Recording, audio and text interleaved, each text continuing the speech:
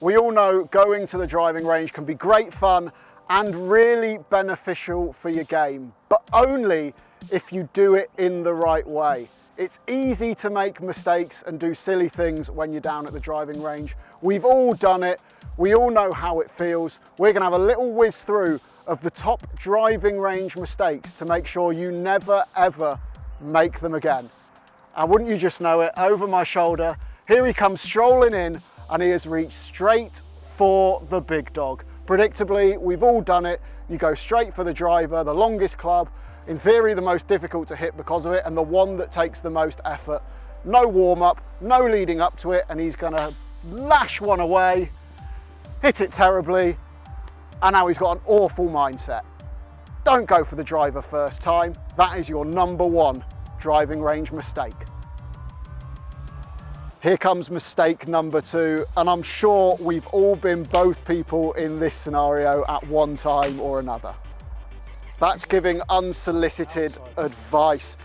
Now, we've probably been the person giving the advice. We know we're well-meaning. We probably genuinely think we can help that person. But if you're the one who's struggling at the range, the absolute last thing you want is someone who isn't really qualified jumping in and giving you advice when they have no idea about you, your game, or any changes that you're trying to make.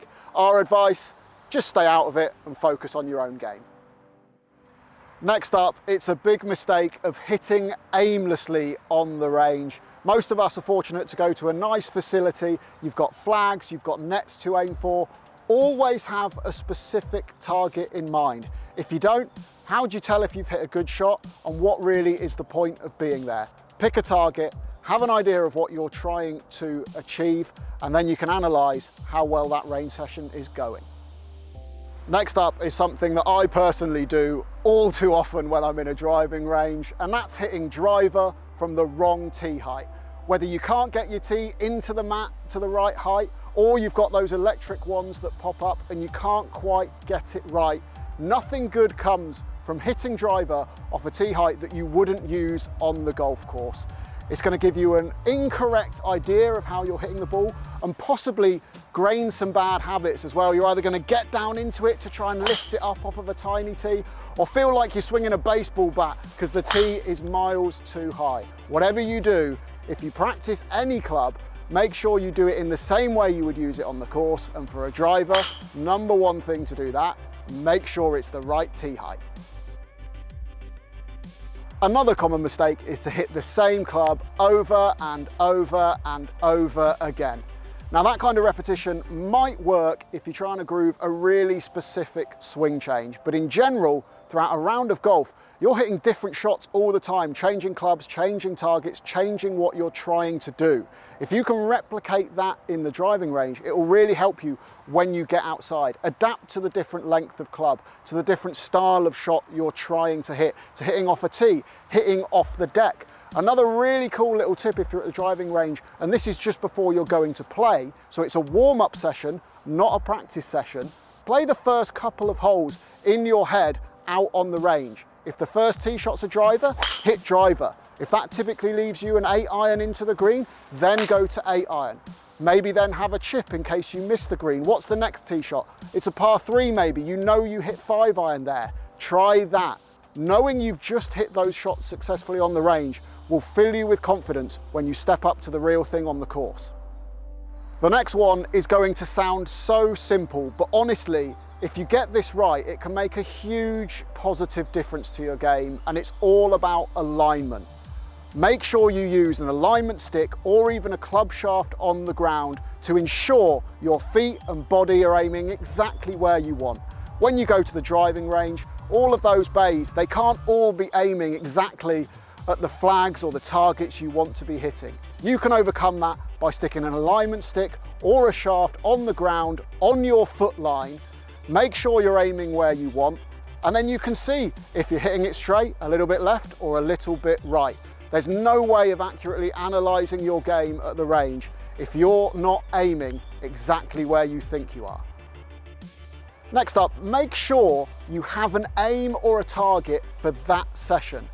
Whether it's something like you're working on a move your coach has given you and you want to feel like you can really groove that, just working through all of your bag, getting a gauge of your yardages, or something as simple as getting to a point where you hit the shot you want 5 times in a row. Before you get there, have a plan in mind for what you want to achieve, and if you achieve it, stop the session right there.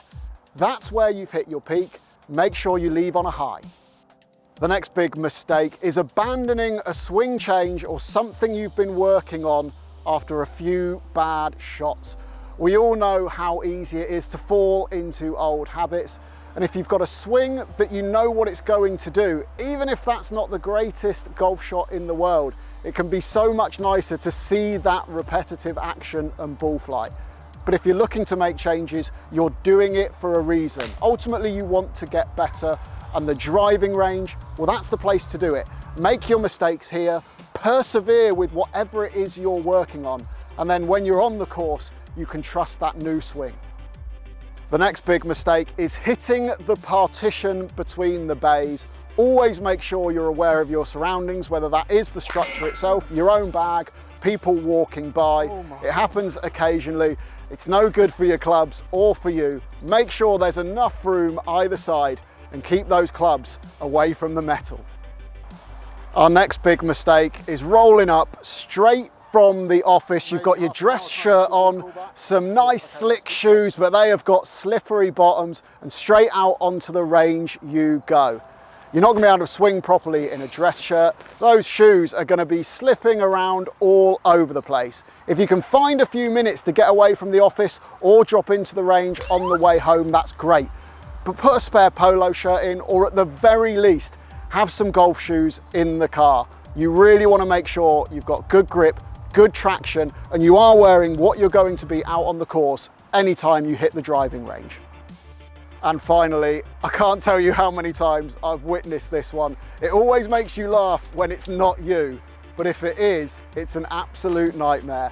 Please make sure you put your basket under the ball dispenser. No one wants to be the guy scrabbling around to pick up golf balls. So there we have it, the 11 biggest mistakes you can make on the driving range. Hopefully by watching this, you can avoid any of them in the future. If there's any you think we've missed, add them to the comments below. Please remember to like this video and subscribe to the Golf Monthly channel. We've got loads more great content coming your way. We'll see you next time.